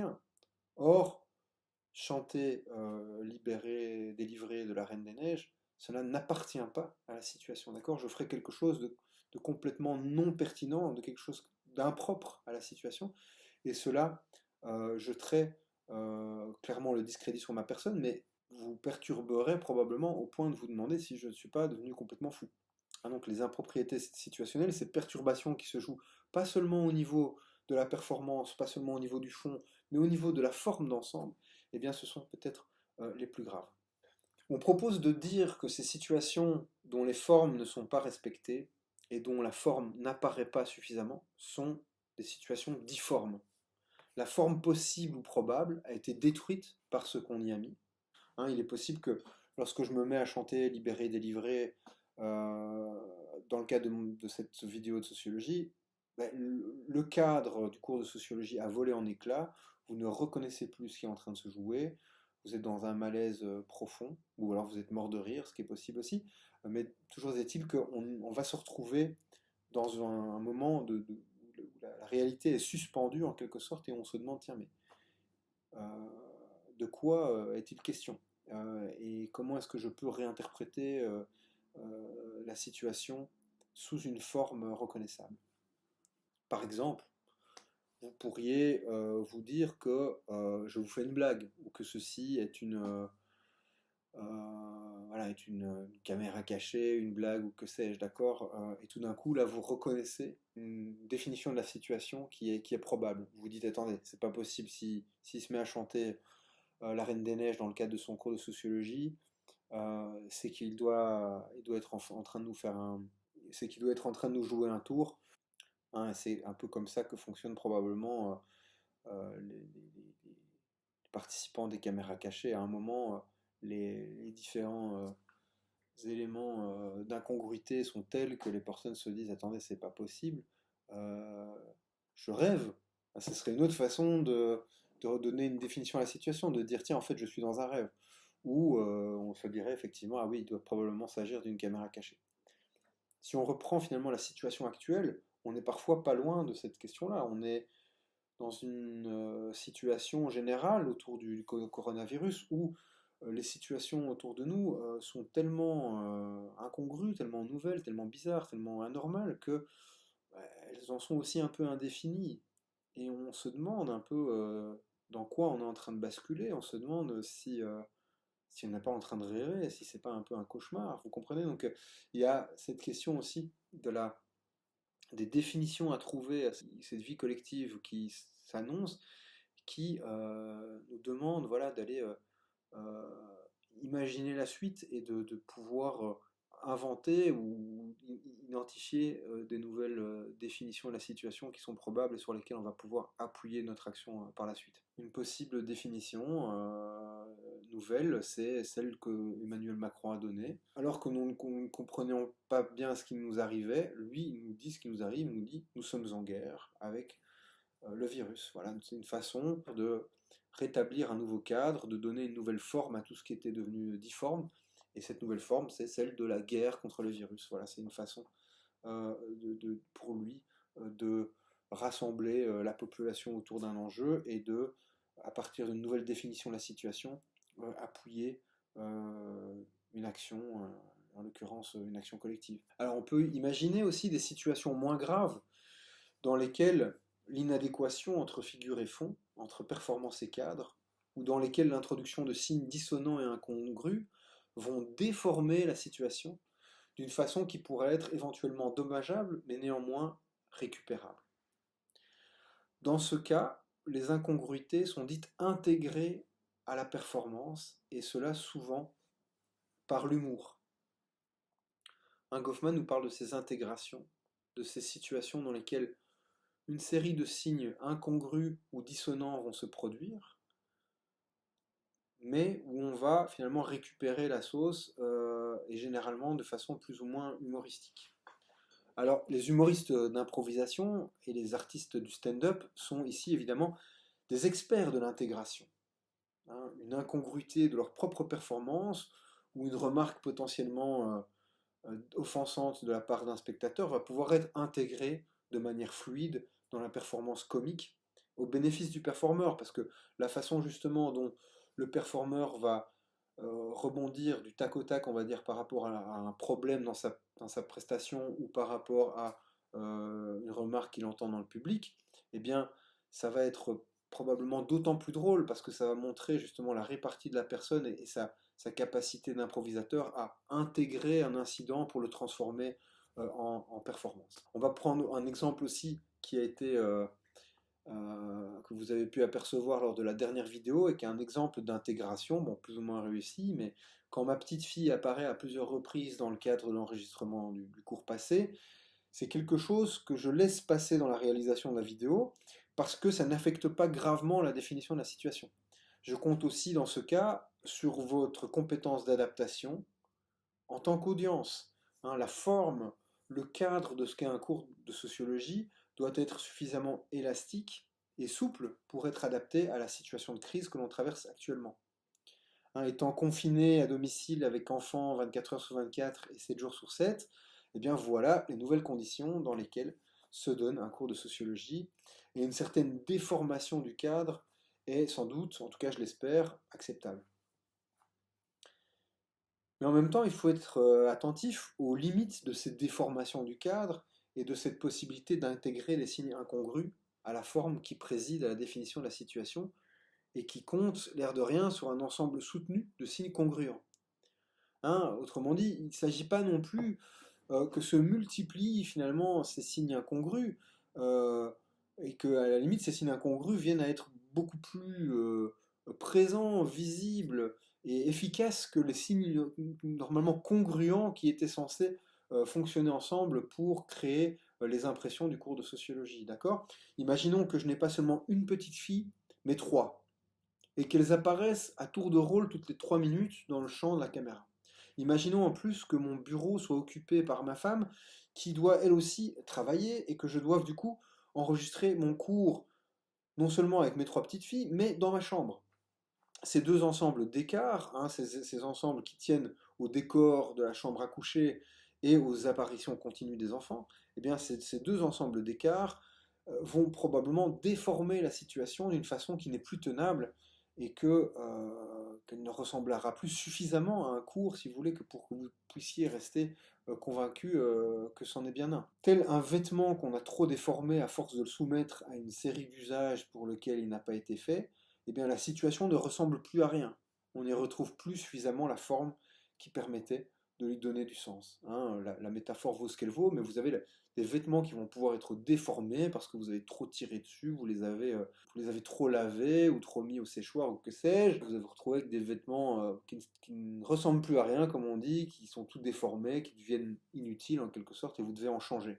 Eh bien, ce serait un peu la même chose ici si le cours essayait finalement d'intégrer toute une série d'incongruités jusqu'à ce qu'à un moment ça devienne un peu n'importe quoi et que ça n'ait plus la tenue en fait d'un cours de sociologie et que dans ce cas-là il s'agisse soit d'arrêter le cours, et c'est peut-être une perspective à un certain moment, ce n'est pas le cas pour le moment mais ça pourrait l'être. Hein, si les cours doivent en venir à intégrer tous ces signes dissonants, hein, des enfants qui courent partout, du bruit parce que l'appartement d'à côté, bah, il y a aussi des gamins qui crient, je sais pas, ou le fait que je doive me réfugier dans ma salle de bain pour donner cours, le fait que moi-même je commence à être malade, etc., bah, ça en ferait trop finalement pour maintenir la forme court, d'accord? Et il faudrait probablement soit arrêter, soit basculer sur une autre méthode ou arriver à trouver autre chose pour continuer à donner cours. Le problème qu'on vient d'évoquer est celui de la transformation des situations. Une forme initiale peut être déformée de telle manière qu'elle s'en trouve transformée, qu'elle prend une autre forme. Elle n'est pas seulement un peu déformée, elle se transforme. Une forme initiale, par sa déformation, va donner lieu à une nouvelle forme.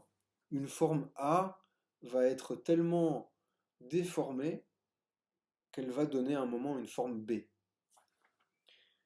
Imaginons une situation de collaboration professionnelle qui peut être déformée par le fait que les deux collaborateurs, un homme et une femme par exemple, se mettent à flirter, puis qu'ils sortent ensemble, puis éventuellement qu'ils se marient. La situation en vient alors à se transformer, ils sont à présent un couple marié, et cette nouvelle définition de la situation en vient à primer sur la précédente. On peut même imaginer que cette nouvelle situation où ils sont mariés va clairement mettre à mal le maintien de la définition précédente, c'est-à-dire qu'ils vont peut-être veiller à ne plus collaborer ensemble ou à ce que l'un ou l'autre change de lieu de travail. Donc là, il y a une transformation progressive de la situation, une première définition de la situation se déforme tellement qu'elle vient à donner lieu à une autre définition de la situation qui lui succède. En réalité, nos situations d'interaction se trouvent très régulièrement transformées à travers une série de nuances, et cela se passe d'ailleurs souvent sans fracas et sans toutes les ruptures de cadre dont on a parlé lors de ce cours. Elles se passent aussi souvent sans discrédit chez les interactants, tout simplement parce que nous parvenons avec compétence à suivre cette dynamique de transformation des situations et des cadres. Goffman présente cela de manière claire dans son ouvrage sur les cadres de l'expérience. Dans une œuvre plutôt sombre et pessimiste quant aux interactions et à la vie sociale, les cadres montrent, enfin, vous pourriez vous dire, le côté ludique du jeu social. Toutes ces façons, par exemple, dont nous introduisons du second degré dans nos interactions et comptons sur les compétences de nos pairs pour ne pas prendre ce qu'on dit au pied de la lettre. Tous ces plaisirs de la vie sociale par lesquels on ne se prend pas au sérieux, on se mène en bateau les uns les autres, on se taquine, on se chambre. Donc ce sont des pratiques importantes, fondamentales même, puisque ce sont des occasions pour nous de nous jouer du réel, alors que la plupart du temps, c'est le réel qui se joue de nous. Mais ici aussi, ces transformations de cadre, par l'humour, par le second degré, exigent une compétence sémiotique de la part des interactants, exigent que les interactants s'en sortent dans leur usage des signes. Il faut parvenir à saisir les indices de transformation par lesquels le locuteur indique que ce qu'il va dire ne doit pas être pris trop au sérieux. La façon dont dans le ton de ma voix ou dans les expressions de mon visage, je vais introduire comme des sortes de parenthèses qui vont introduire une séquence de sarcasme ou une séquence d'ironie, une séquence de second degré, d'accord? Et si vous ne suivez pas ces signes, eh bien, il vous manque une compétence relativement importante de la vie sociale qui va être justement cette compétence à embrayer sur un second degré, à ne pas prendre ce que quelqu'un dit au pied de la lettre ou à rentrer dans une séquence humoristique ou ironique avec quelqu'un. C'est évidemment quelque chose qui est particulièrement compliqué pour des étrangers lorsqu'ils débarquent dans un nouveau pays ou peut-être on parle une nouvelle langue. Ben, même l'apprentissage de la langue, dans un premier temps, ne leur permet de suivre les activités et les interactions sociales que sur un premier degré, sur un plan littéral. Lorsque vous développez des interactions au second degré, eh bien, ceux qui sont nouveaux, qui sont nouvellement arrivés ou qui ne parlent pas complètement bien la langue, eh bien, sont un peu perdus par rapport à tout ça et n'apparaissent pas comme des locuteurs compétents. Et du coup, parfois, ils vont pas être très marrants et ça va expliquer qu'ils vont se retrouver parfois un petit peu mis de côté dans les interactions ordinaires ou ludiques entre les personnes, tout simplement parce on n'arrive pas à se marrer avec eux, on n'arrive pas à les faire accéder à ces seconds cadres d'humour et d'ironie qui sont tellement importants dans les rapports sociaux entre amis. Voilà, donc même lorsque les cadres de la vie sociale sont utilisés de manière plus légère ou plus ludique, eh bien il est quand même toujours possible de passer pour un incompétent et de se discréditer. Voilà, on en revient finalement euh, à ce qui constitue peut-être la hantise première et le point fondamental de l'œuvre de Goffman, et qui, effectivement, à partir de cet enjeu ultime du discrédit et de la déchéance sociale, va euh, euh, motiver une sociologie extrêmement sensible et alerte vis-à-vis des signes de la vie de tous les jours. Voilà, je vous souhaite une bonne semaine, je vous dis à la semaine prochaine, vous aurez à côté de ce cours vidéo les documents écrits qui vous permettent de suivre tout ça. Je vais aussi minuter le cours vidéo de telle façon que vous puissiez vous rendre directement aux séquences qui vous intéressent le plus. Et puis vous aurez aussi ce week-end les consignes pour la réalisation de votre travail de fin de semestre. Voilà, prenez bien soin de vous et des autres et à bientôt. Au revoir.